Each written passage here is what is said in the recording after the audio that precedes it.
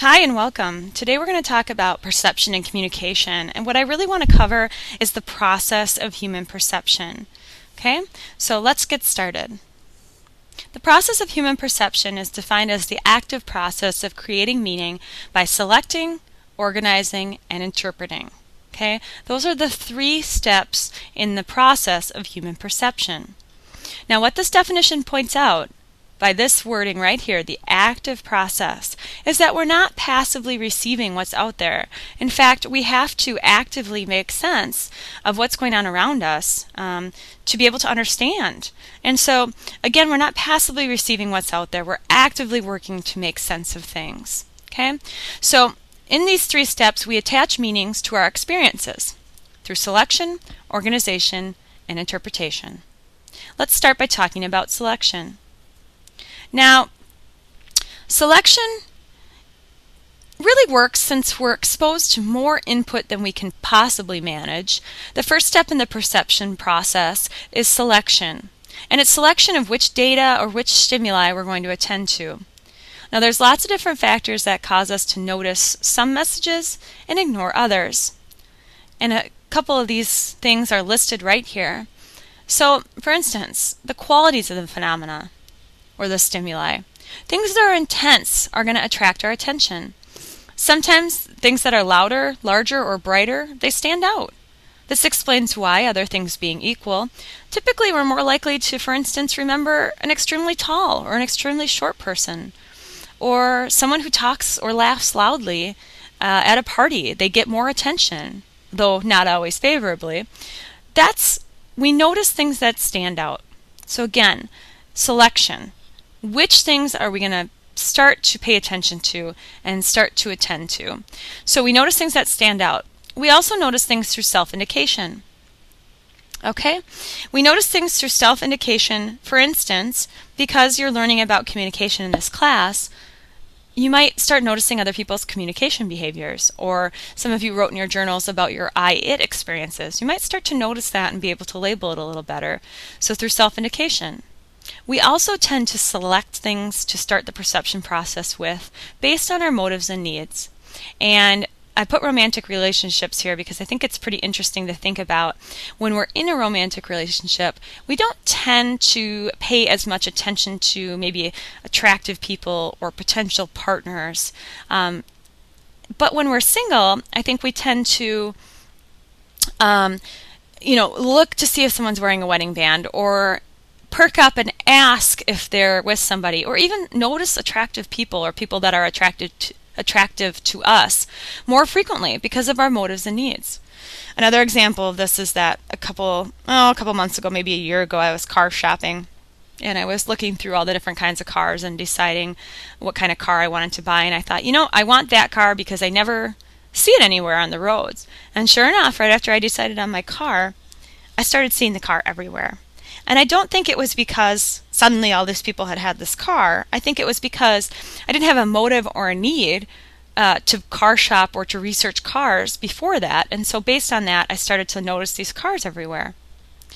The other thing that can really influence what we start selecting in this process of perception is different behaviors. And a lot of times we label these different behaviors, they stand out, and a lot of times they're culturally different behaviors. So for instance, at an ATM in the United States of America, most of the time we're taught to keep a safe distance from the person in front of us, to make sure that at all costs you're not, looking like you're trying to take their PIN.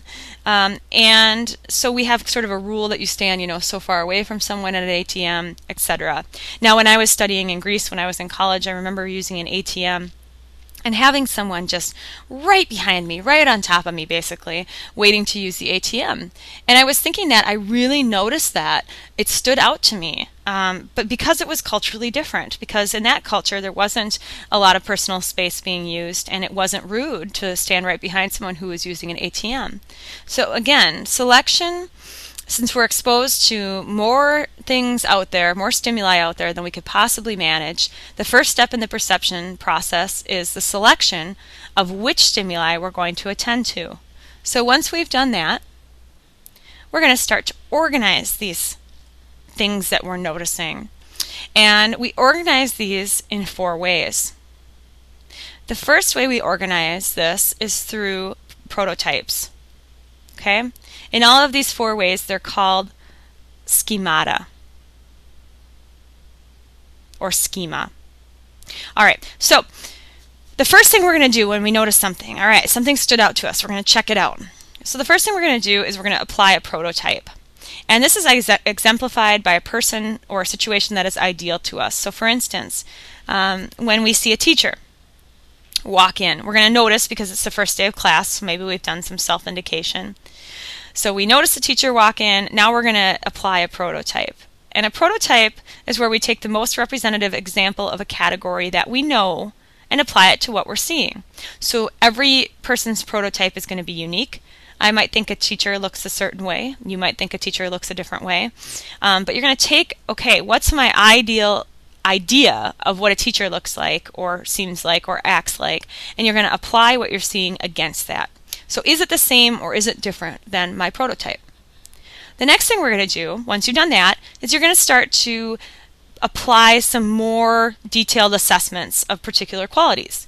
This is called applying personal constructs. And you can see over here, really it's a bipolar mental yardstick we use to measure people and situations. So we might actually have a lot of different yardsticks. And on one end might be good, one end might be bad. One end might be attractive, one end might be not attractive. One end might be smart, another end might not be smart. And based on these sort of mental yardsticks we have, we're going to start applying some assessments of people or situations.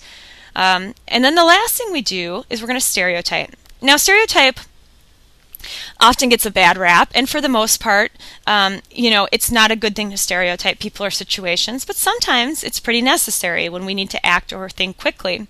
So a stereotype is a predictive generalization about individuals and situations based on the category in which we place them. So we're going to apply a stereotype. Now, this can be helpful, again, if you need to act quickly or assess a situation or a person quickly. But again, it can also be detrimental in the fact that you're not looking at the person as a unique individual outside of a group. You're only looking at them based on your stereotype of a whole group. So again, it's kind of treating someone like an I, you, or an I, it maybe even, instead of an I, thou, or an I, you. So okay, once we've done this, we've applied our prototype. Yes, this person looks and acts and feels like a teacher. Great. Moving on. I'm going to apply a yardstick. Yep, they seem nice. Yep, they seem smart. Great. Now, based on these previous judgments here, how am I going to act, or what do I think this person's like? Now, based on these 3 structures that we've applied, we're going to start to act a certain way, and that's through a script. Okay? That's through a script. Now, scripts are the final sort of cognitive schema that we use to organize perceptions. And a script is a guide to action. Scripts consist of sequences of activities that are expected of us and others in particular situations. So based on all these structures that you've put on what you're noticing, you're going to act a certain way, and you're going to expect the other person to act a certain way. So scripts can be really useful in guiding us through a lot of our interactions, but they're not always accurate or constructive, so we shouldn't accept them uncritically. So let me give you an example here of something that might work. A prototype. We're going to walk down the hall at school, at college, and we're going to see someone. And we're going to look at them and think, yep, they look like a fellow student, a peer student. Great. They look like one that I know. Next, I'm going to look at them and I'm going to assess them very quickly on this bipolar mental yardstick. Do they seem nice? Are they attractive? Do they seem intelligent? They didn't walk into a wall, for instance. Yep, they meet all this criteria. Stereotype. Based on what I know from what I've seen, this person is not harmful. Based on that, you're going to have a guide to action, and you might quickly walk by them and say hello. Now, all of this stuff is happening behind the scenes constantly. And it's not like a really slow process where you stop and you watch someone walking down the hall and you say, okay, they look nice. Oh, they look like they're intelligent. Okay, it happens relatively quickly. And so you know, every time you've walked down the hall and made the decision to say hello to someone, you didn't stop and go through all these steps one by one. It happened almost simultaneously, and it happens very quickly. And we're constantly going through these processes of, you know, human perception. So now that we've selected and we've organized, the next thing we need to do is interpret. Okay? Now, once we've selected and organized our perceptions, we interpret them in a way that makes some sort of sense. An interpretation plays a role in virtually every interpersonal act. Is the person who smiles at you, for instance, across a crowded room, interested in romance? Or are they just being polite? Is a friend's sign of affection or irritation? Should you take an invitation to drop by anytime, literally or not? Okay? There's lots of factors that cause us to interpret certain behaviors in one way or another. Now, normally when we're trying to figure out how we should interpret things, we apply things called attributions. And an attribution is an explanation of why something happened or why someone acts in a certain way. Okay? Now, these are all different lists of attributions, and I don't want you to worry too much about this chart. It's confusing and it's kind of hard to grasp, but what I do want you to know is that through interpretation, we're going to apply attributions, which means we're going to try and figure out, we're going to put our best effort forward in trying to figure out why something happened or why someone's acting in a certain way. Now, certainly, there is a lot of room for error in these, okay?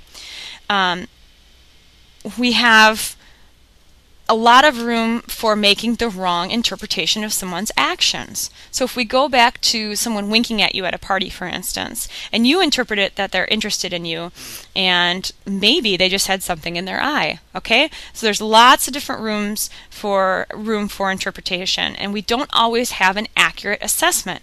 We're not always making accurate attributions. So based on that, there's a lot of different attributional errors.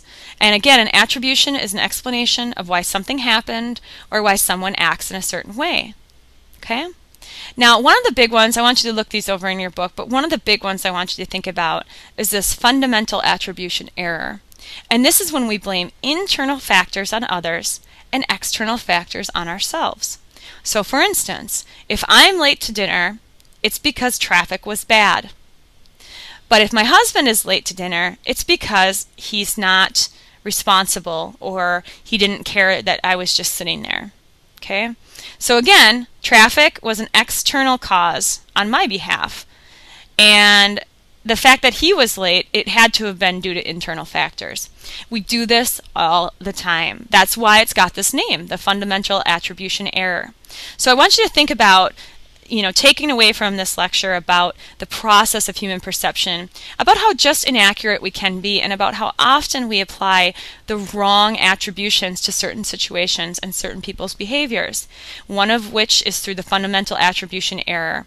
So I want you to think in the week ahead about you using the fundamental attribution error and when you've used it and when you've seen it. And I think you'll be surprised at how often all of us tend to rely on this attributional error. So this really leads us into a nice segue to perception checks.